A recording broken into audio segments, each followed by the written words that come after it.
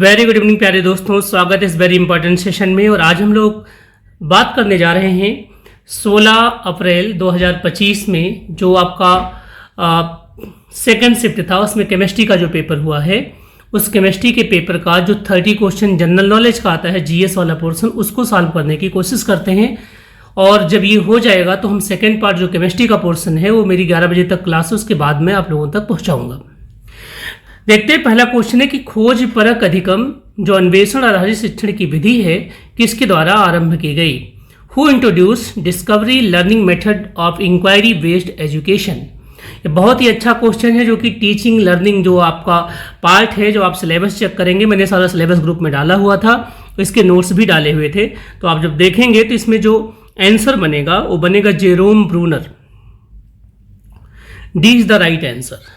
Discovery learning method of inquiry based education किसने दिया था? जेरोम बर्नर ने दिया था। तो इसका आंसर बनेगा D.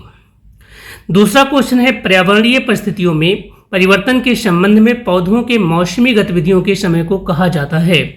The timing of seasonal activities of plant in relation to change in environmental conditions is referred to as. बहुत अच्छा क्वेश्चन है। इसको हम इंग्लिश में फिनोलॉजी कहते हैं और हिंदी में कहते हैं परिघटना विज्ञान। तो आप देखिए, जैसा कि इसमें क्वेश्चन में ही आंसर छिपा हुआ है, परिवर्तन किसमें होंगे, परिघटना ही कहेंगे उसको, लेकिन बहुत सारे लोगों ने क्लाइमेटोलॉजी भी लगाया होगा। तो इसका आंसर जो करेक्ट है वो डी है। संघीय बजट 2025-26 के तहत पहली बार कल्याण हेतु सामाजिक सुरक्षा स्कीम का प्रस्ताव दिया गया है। महिला श्रमिकों के लिए, ऑनलाइन प्लेटफॉर्म श्रमिकों के लिए, विनिर्माण क्षेत्र के श्रमिकों के लिए और कृषि क्षेत्र के श्रमिकों के लिए। Under the union budget 2025-26 first time social security scheme for welfare has been proposed for women workers, online platform workers, manufacturing workers, agriculture workers. तो इसका जो सही आंसर है थर्ड में, जो भी अपने संघीय बजट को जिसने अच्छी तरीके से पढ़ा होगा, तो उसका है ऑनलाइन प्लेटफॉर्म में जो काम कर रहे हैं उनके लिए। पहली बार तो आप देखेंगे, क्योंकि वुमेन्स के लिए पहली बार तो है नहीं, बहुत ट्रिकी क्वेश्चन था। अगर आप बिना पढ़े भी जाएंगे तो भी ऐसे क्वेश्चंस एग्जाम में आसानी से कर सकते हैं। ये खास बात है ऐसे एग्जाम्स की। चौथा क्वेश्चन है जो कि आपके आईसीटी से रिलेटेड है कि गीगाबाइट शब्द का तात्पर्य क्या है। ऐसे क्वेश्चंस बार बार आए हैं, मैंने इसे बहुत बार लोगों से इसके पहले वाले एग्जाम में जब हमारा सिलेक्शन हुआ था तब भी आया था, है ना, कि गीगाबाइट शब्द का मतलब क्या होता है। तो आप जानते हैं 3 चीजें होती हैं, गीगाबाइट, मेगाबाइट और किलोबाइट, है ना। इन तीनों में एक जैसा ही रिलेशन होता है, ये पूछे जाते हैं। तो एक गीगाबाइट मेगाबाइट से बड़ा होता है, तो अब मेगाबाइट को ढूंढिए आप, तो जिसमें मेगाबाइट नहीं है उसे कट कर दीजिए। तो आंसर क्या बनेगा? B is the right answer. तो इसका आंसर क्या होगा? बी। अब आता है क्वेश्चन नंबर 5। बहुत अच्छा क्वेश्चन है ये। क्वेश्चन नंबर 5 आपका बहुत अच्छा क्वेश्चन है। पढ़ते हैं इसको। असर्शन रीजन टाइप का क्वेश्चन है। नीचे 2 कथन दिए गए हैं, जिनमें से एक को अभिकथन ए तथा दूसरे को कारण कहा गया है। मतलब कि एक असर्शन है और एक रीजन है। तो मैं इंग्लिश में पढ़ देता हूं कि when a ship leaves a river and enter the ocean it rises a little. Simple सी बात है, जब भी कोई शिप जाती है तो उसका लेवल पानी का बढ़ता है, जैसे आपने आर्किमिडीज की थियरी पढ़ी होगी बेसिक क्लासेस में सभी लोगों ने। रीजन में कहता है the density of sea water is more than that of a river water. ये भी बात सही है। तो इसका आंसर क्या बनेगा? तो सिंपल आर्किमिडीज की थियरी पूछी गई है। जीएस में साइंस को थोड़ा सा डाला है, तो ए भी सही है और बी भी सही है, और बी क्या है? करेक्ट एक्सप्लेनेशन है। ए का मतलब कि सी इज द राइट आंसर। इसका जो सही आंसर बनेगा वो क्या बनेगा? सी बनेगा। C is the right answer. आते हैं क्वेश्चन नंबर 6 पे, देखते हैं कि एक तरह की बेरोजगारी। ये क्वेश्चन पीसीएस में आया हुआ था, तो जिन्होंने पीसीएस के पेपर सॉल्व किए होंगे उनको बहुत मदद मिलेगी इन चीज़ों से, है ना। इस नाते पीसीएस के पिछले 4-5 साल के पेपर जरूर करके जाइए जब आप जीडीसी वगैरह का पेपर दे रहे हों। A type of unemployment in which the presence और absence of a person in a job does not make a difference is called. तो इसको हम बोलते हैं डिसग्यूज्ड अनएम्प्लॉयमेंट, मतलब परछन्न बेरोजगारी। परछन्न बेरोजगारी ये बहुत इंपॉर्टेंट शब्द है, पॉलिटी में भी आता है, इकोनॉमिक्स में भी आता है। तो ए इज द राइट आंसर। बार बार इस पे क्वेश्चन पीसीएस में 3 बार आया हुआ, आप देख सकते हैं प्रीवियस ईयर पेपर उठा करके। लूसेंट में कर लीजिए, आप इसकी वजह सर की बुक करे होते तो भी उसमें भी दिया है। क्वेश्चन नंबर 7 है, आंकड़ों की गणना हेतु निम्न में से कौन सा साधन प्रयुक्त होता है। Which tool is used among the following for the data calculation? MS PowerPoint, Google Doc, किसको हम यूज करते हैं? MS Excel और MS Access। तो MS Access जनरली आप सुनते नहीं, PowerPoint में करते नहीं, तो क्या आंसर बनेगा? D is the right answer. तो ICT का ये दूसरा क्वेश्चन ICT का, मतलब वो चाहते हैं कि एक ऐसा टीचर सेलेक्ट होकर आए जिसको कंप्यूटर, बेसिक कंप्यूटर की बहुत अच्छी नॉलेज हो, क्योंकि आपको सब कुछ काम अब टेक्निकल एजुकेशन में ऑनलाइन के माध्यम से करना है, वहां पे आपको बेसिक कंप्यूटर अच्छी तरीके से आना चाहिए। क्वेश्चन नंबर 8 है, in which year diarchy was started in the provinces? राज्यों में द्वैध शासन किस वर्ष लागू किया गया था, है ना? और ये भी पीसीएस का प्रीवियस ईयर का क्वेश्चन, आईएएस में भी आया हुआ है क्वेश्चन। ठीक है, तो इसका आंसर क्या था? आप सभी लोगों ने पढ़ा है, मॉडर्न इंडिया में 1919 में। क्वेश्चन नंबर 9 है आपका, क्वेश्चन नंबर 9 है, where was the 19th G20 summit held? है ना? तो G20 के बारे में हम लोगों ने कितना कुछ सुना हुआ है, पूरी दिल्ली रंग बिरंगी हो गई थी। जो उस टाइम दिल्ली गया था उसको देख करके एहसास हो गया था कि हमारे देश में पहली बार या G20 इतनी बढ़िया तरीके से सेलिब्रेट की जा रही है। इतने सारे बैनर पोस्टर्स लगे थे सोशल मीडिया पर, तो आपकी नई दिल्ली में हुआ था। इसका आंसर सी है। और जब भी ऐसी कोई घटना अपने देश में आसपास हो तो मैंने बार बार फोकस किया है, पिछले 2 साल के जीके को अच्छी तरीके से आप जरूर करिए। ठीक है, अगला है कि निम्नलिखित में से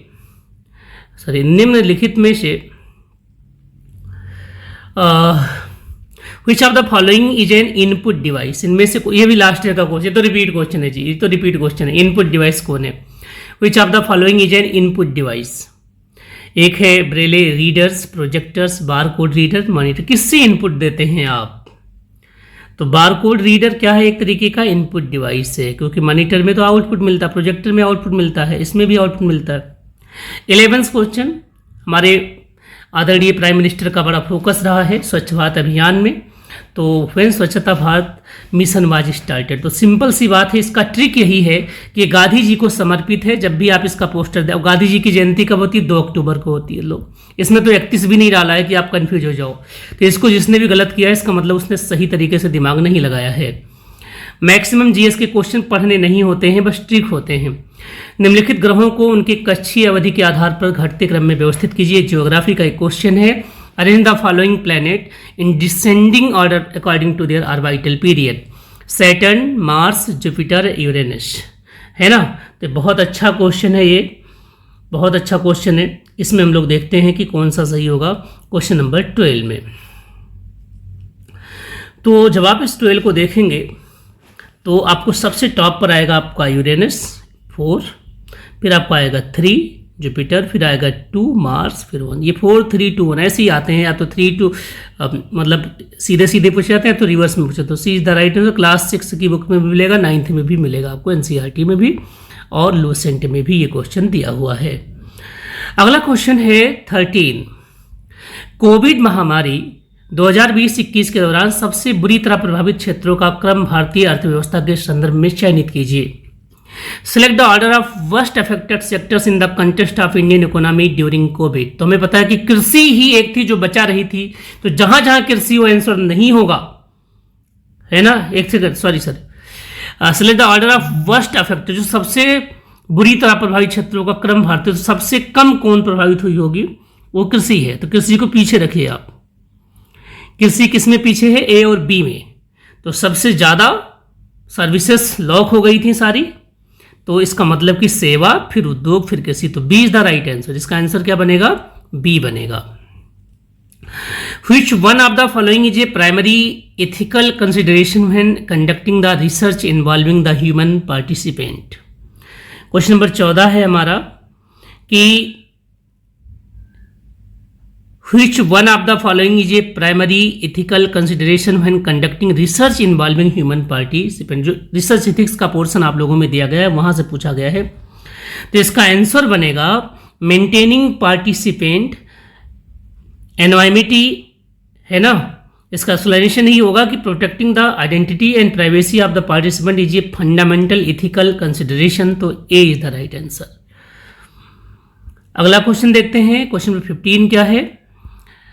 निम्नलिखित वायुमंडलीय गैसों को उनके आयतन परसेंट के घटते क्रम में, आयतन परसेंट, मास परसेंट नहीं लगाना है, वॉल्यूम परसेंट लगाना, याद रखिएगा। ये थोड़ा सा केमिस्ट्री का भी क्वेश्चन बन जाएगा अगर हम देखें हल्का सा, क्योंकि एनसीईआरटी में कई बार पैटर्न चेंज हो जाते हैं वॉल्यूम और मास में।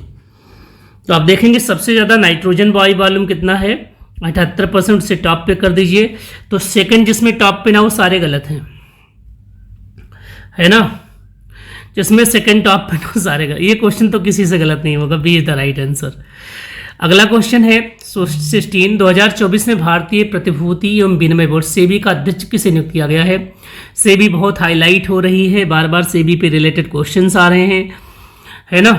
तो आप जानते हैं, इसका नाम भी आपने सुना होगा कि सेबी से रिलेटेड कौन थे। क्वेश्चन नंबर 16 का जो आंसर बनेगा वो था कि इन मार्च 2022 माधवी पुरी बुच, है ना, was appointed as the chairperson of SEBI, becoming the first woman to hold this position. Unless there were changes in 2024, she would remain chairperson. तो 2022 का कंटेस्ट लेकर के हमने देखा, तो आंसर क्या बनेगा, D is the right answer. किस संविधान संशोधन के द्वारा, पॉलिटी का क्वेश्चन आ गया है, by which constitutional amendment the cooperative societies were given constitutional status. Cooperative society को संवैधानिक दर्जा कब मिला था। तो इसका जो सही आंसर बनेगा वो मिलेगा जो आपका 97th कॉन्स्टिट्यूशनल अमेंडमेंट हुआ था, है ना, तो वो हो जाएगा आंसर डी। पॉलिटी आप 4-5 पेज पॉलिटी पढ़नी थी, उनमें सारे अमेंडमेंट दिए हुए थे। मैं फिर से कहता हूँ, ऐसे जो एग्ज़ाम्स हैं, जैसे पहले इसका नाम UPHESC था, अभी बन गया UPSSC बन गया है, राइट। अभी GDC आने वाली है, तो इसको हल्के में नहीं लेना है कि आप बिल्कुल हल्के में, क्योंकि बहुत बड़ा एग्जाम है यूपी का। IAS और PCS के बाद ये इसका जस्ट नंबर इसी का आता है। क्वेश्चन नंबर है 18, what is the binary representation of decimal number 10। ये फिजिक्स का, बेसिक फिजिक्स का क्वेश्चन है, हम लोग पढ़ते रहते हैं, और केमिस्ट्री में इस नाते आता है क्योंकि केमिस्ट्री में एक पोर्शन है कंप्यूटर फॉर केमिस्ट, वहाँ पर हम करते हैं क्वेश्चन नंबर 18 को सॉल्व। तो आप क्या करिए, इसको जब भी आप 10 को डिवाइड कर दीजिए आप, है ना, किससे, 2 से करेंगे 5 आएगा, आंसर क्या मिलेगा 0, फिर 2 से करेंगे 4 आएगा, सॉरी 2 आएगा, ठीक है, 1 आ जाएगा, फिर 2 से करेंगे, ठीक है, 1 आ जाएगा। तो आप देखेंगे तो क्या बनेगा इसका आंसर बन जाएगा, उल्टा कर दीजिए तो 1 0 1 0, तो आंसर क्या बनेगा 1 0 1 0, B is the right answer, है ना। पहले आप 10 को क्या करिए, 2 से डिवाइड कर दीजिए, 5 आपका आंसर आएगा, रिमेनिंग 0 हो जाएगा। फिर 2 से 5 को डिवाइड करिए आपका, तो आप देखेंगे कि जो रिमाइंडर है आपका 1 आ जाएगा। फिर आप 2 को 2 से डिवाइड करेंगे तो रिमाइंडर फिर से 0 आ जाएगा, ठीक है। फिर जो 1 आया था उसको 2 से डिवाइड करेंगे तो फिर आपका आंसर रिमाइंडिंग में क्या आएगा 1 आ जाएगा। इसको उल्टा कर दीजिए तो आपका हो जाएगा 1 0 1 0। सिंपल सा क्वेश्चन, डेसिमल है, ऑक्टाडेसिमल है, सारे पढ़ के जाना चाहिए, जो भी कल पेपर हो जरूर पढ़ के जाएं।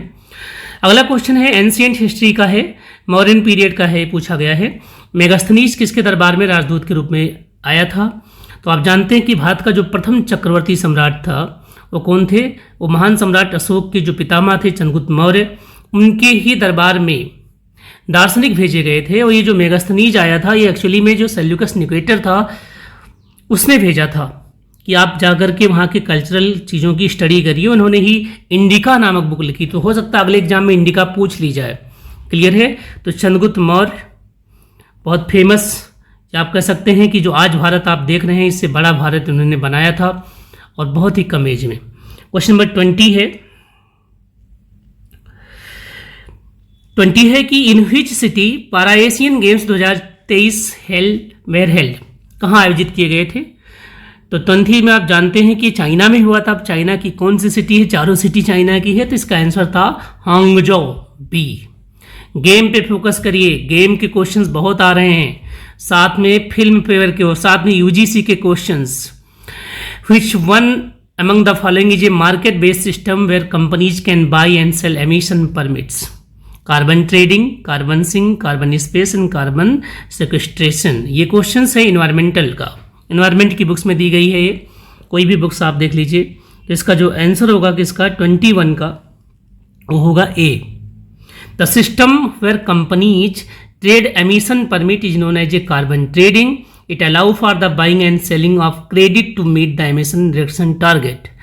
इसी से आगे आप अगले दिन कार्बन फुटप्रिंट पढ़ के जाइएगा, जिसका कल पेपर है ना, कार्बन फुटप्रिंट। वहां से क्वेश्चन बहुत आए, पीसीएस में लास्ट ईयर का क्वेश्चन था, मैंने बिल्कुल पीसीएस के प्रीवियस ईयर को कॉपी किया हुआ है।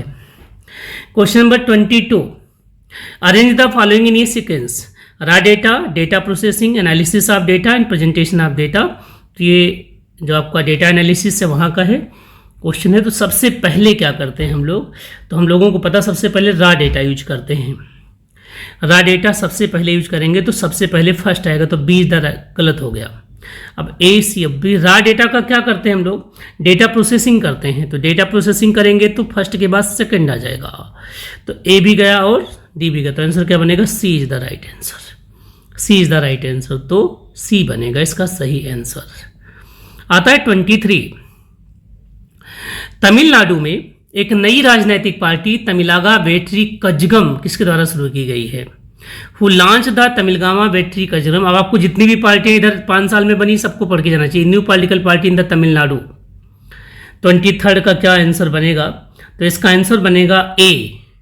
ये जोसेफ विजय चंद्रशेखरा एक एक्टर थे तमिल के, है ना, इन्होंने ये पार्टी बनाई थी। तो इसका आंसर क्या बनेगा, ए। अगला क्वेश्चन है 24, when was the first solar mission of India Aditya L1 launch. कब लॉन्च हुआ है, तो आप जानते हैं कि हमारी जो वर्तमान गवर्नमेंट है, ठीक है, उसी के कार्यकाल में सितंबर 2023 में ये घटना, ये जो आपका महान उपलब्धि हमें मिली थी, तो सितंबर 2023। तो देखिए 2023 का क्वेश्चन पूछो, मैं बार बार कहता हूँ 2 साल पढ़ के जाइए, ठीक है, 2 साल जब से आपने फॉर्म भरा है तब से पढ़िए, या मिनिमम 18 महीने तो जरूर पढ़ के जाइए। देखिए आपका इफेक्ट था, अब सितंबर 23 से 24 हो गया, और 24 सितंबर के बाद अगर आप 6 महीने आप जोड़े तो क्रॉस, मतलब 18 क्या 20 महीने हो गए पूरे। इतने का आपसे पूछा जा रहा current affair. Question number 25, Cartesian protocol. फिर से ये पूछा गया आपका क्वेश्चन किसका है, ये एनवायरमेंटल का है। ओजोन परत संरक्षण से होता है, और उसके बाद है जीवित संशोधित जीवों से, विरासत स्थलों से, आर्द्रभूमि से। तो ये बहुत अच्छा क्वेश्चन है ये। The Cartagena protocol focuses on the safe handling, transport and use of living modified organism, जिसको LMO कहते हैं। तो B is the right answer होगा, ठीक है। अगला क्वेश्चन है 26 कि व्हिच इनिशिएटिव ऑफ यूजीसी से क्वेश्चन ना, ऐसा हो ही नहीं सकता, है ना। Aim to address the challenges of digital learning in higher education. मैंने इसकी एक टेस्ट सीरीज भी लॉन्च करी थी, लेकिन भाई मतलब दुर्भाग्य कह सकते हैं कि लोग जुड़े ही नहीं है। मैंने बड़ी मेहनत करके यूजीसी के नोट्स बनाए थे। Which initiative of UGC aim to address the challenges of digital learning in higher education. Indira Gandhi national open university, digital India programme, Swachh Bharat Abhiyan, national digital library of India. तो NDLI, D is the right answer. Which one of the following subject is not in the concurrent list. कौन सा subject समवर्ती सूची में नहीं है। तो देखिए भैया 3 तरीके की सूची है, इन तीनों को पढ़ के जाइए। एक है केंद्र सूची, एक है राज्य सूची, एक जो दोनों में हो समवर्ती सूची। समवर्ती सूची बहुत इंपॉर्टेंट, जिसमें राज्य और केंद्र दोनों का अधिकार होता है। तो आप जब इसको पढ़ेंगे तो आप जानेंगे जो वेट एंड मेजर्स हैं is not the concurrent list, it falls under the union list. तो अब बाट और माप किस में आता है, यूनियन लिस्ट में आता है। इसका मतलब ये तीनों चीज़ें, शिक्षा, पब्लिक हेल्थ और एडमिनिस्ट्रेशन ऑफ जस्टिस, से तीनों किस में आती हैं, समवर्ती सूची में आती हैं, कंकरेंट लिस्ट में आती हैं। तो यहाँ से भी क्वेश्चन बन जाएगा अगले पेपर में। 28, किस तिथि को अखिल भारतीय कांग्रेस समिति की बैठक में गांधी जी ने कांग्रेसियों से भारत विभाजन को स्वीकार करने को कहा था। On which date Gandhi ji asked congressman to accept the partition of India at the All India Congress Committee meeting. 28 का क्वेश्चन है। 28 क्वेश्चन को आप ध्यान से देखें, बड़ा इंपॉर्टेंट क्वेश्चन है, मॉडर्न इंडिया का है।